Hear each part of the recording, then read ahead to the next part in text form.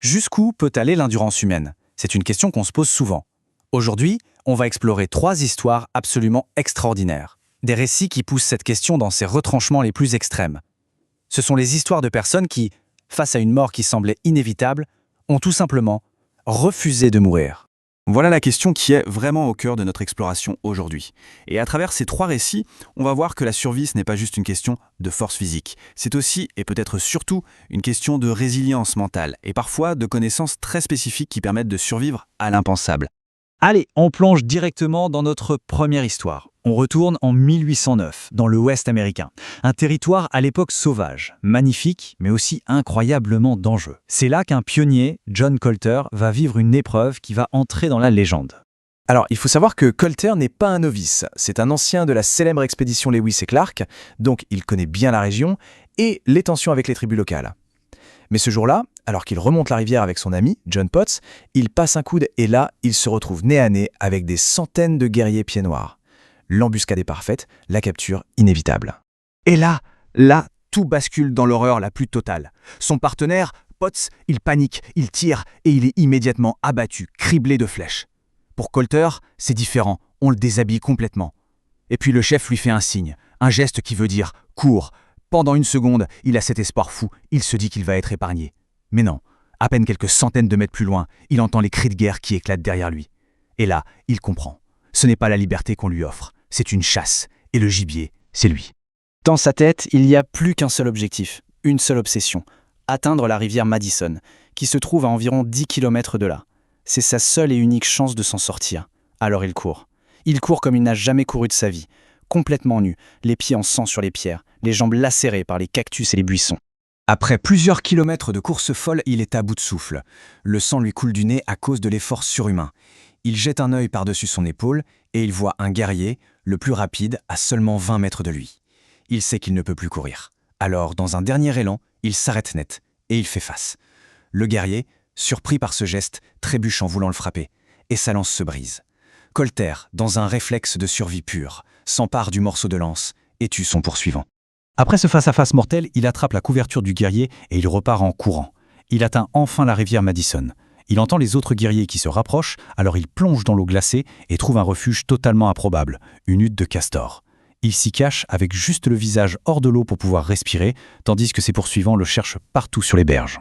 Il attend toute la nuit dans cette hutte. Quand les guerriers abandonnent enfin les recherches, on pourrait croire que le pire est passé, mais non, son périple ne fait que commencer. Pendant les 11 jours suivants, avec comme seule protection cette couverture volée, il va parcourir près de 500 km. Imaginez, il survit en mangeant des racines, des baies, tout ce qu'il peut trouver. Et il finit par atteindre un fort de commerce, méconnaissable, mais vivant. On change complètement de décor et de type de menace. On quitte les plaines de l'Ouest américain pour l'isolement total et glacial de l'Antarctique en 1961. Et cette fois, l'ennemi n'est pas à l'extérieur, il est à l'intérieur. Voici Leonid Rogozov. C'est un jeune chirurgien de 26 ans et il est le seul et unique médecin d'une expédition soviétique de 13 personnes. Un matin, il se réveille avec une douleur terrible au côté droit, de la fièvre, des nausées. Le diagnostic tombe et il se le fait lui-même, c'est une appendicite aiguë. Normalement, c'est une opération de routine, sauf qu'ici, au milieu de nulle part, c'est une condamnation à mort. Son état s'aggrave d'heure en heure, les antibiotiques ne font rien. Et pour couronner le tout, un blizzard monstrueux se lève, rendant toute évacuation absolument impossible. S'il ne fait rien, son appendice va se rompre et ce sera la péritonite, la mort assurée. Il ne lui reste qu'une seule option, une option complètement folle. Il va devoir s'opérer lui-même. Face à cette situation insensée, sa préparation est d'un calme et d'une méthode incroyable. Il choisit 3 de ses collègues, des non-médecins bien sûr, pour l'assister.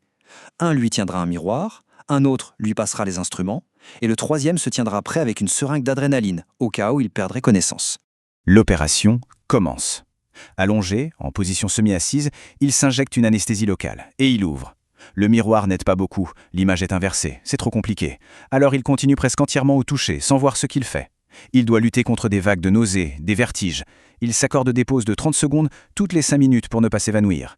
C'est un effort de concentration monumental. Au bout d'une heure d'efforts acharnés, il le sent enfin sous ses doigts. L'appendice. Il le retire et, en l'examinant, il voit une tache noire à sa base. Son diagnostic était bon et il était temps. Il dira plus tard que sans cette opération, l'appendice se serait rompu le lendemain. Il se recoue et après presque 2 heures d'autochirurgie, c'est terminé. Après quelques jours de forte fièvre, il se remet sur pied. Et le plus fou, 2 semaines plus tard, il a repris son travail comme si de rien n'était. Pour cet acte de courage inouï, le gouvernement soviétique lui a bien sûr décerné une prestigieuse décoration.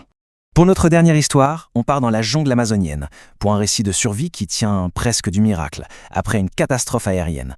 C'est l'histoire de Julian Kopke. Ce sont les derniers mots que Julian, alors âgé de 17 ans, entend de la bouche de sa mère. On est le 24 décembre 1971.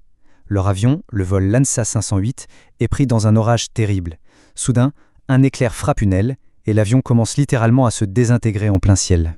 Julian est éjectée de l'avion, toujours sanglée à sa rangée de sièges.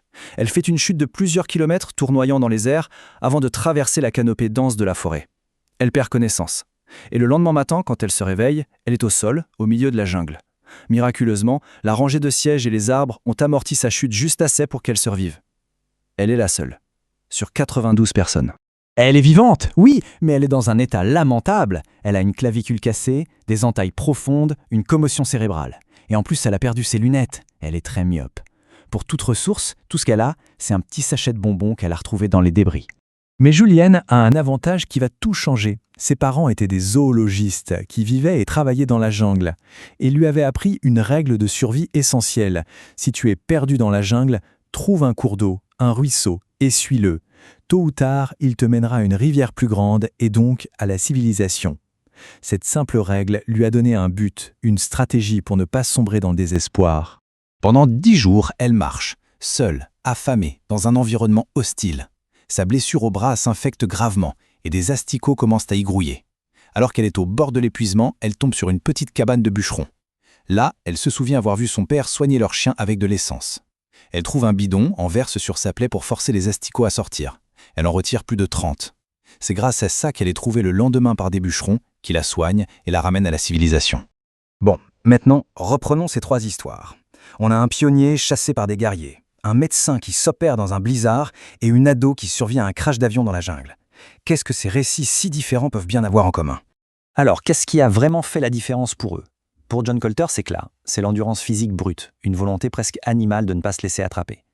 Pour Léonid Rogozov, c'est une discipline mentale de fer, cette capacité à mettre de côté la peur et la douleur pour appliquer un savoir-faire technique dans des conditions extrêmes. Et pour Julian Kopke, c'est l'espoir, matérialisé par cette simple règle de survie, ce fil conducteur qui l'a guidé hors du chaos. Mais au-delà de tout ça, ils partagent tous une chose, la capacité à se concentrer sur un unique objectif pour s'en sortir. En fait, ces histoires nous montrent la puissance incroyable de l'esprit humain pour imposer un semblant d'ordre au milieu du chaos le plus total. Et ça nous amène à la question finale. Ces récits sont extrêmes, bien sûr, mais ils suggèrent quelque chose de très profond sur notre nature. Face à l'impossible, ces 3 personnes ont trouvé en elles des ressources qu'elles ne soupçonnaient pas. Alors, est-ce que cette force, cette résilience, sommeille en chacun de nous? Est-ce qu'elle n'attend qu'un moment de crise absolue pour se révéler? C'est la grande question que ces survivants nous laissent.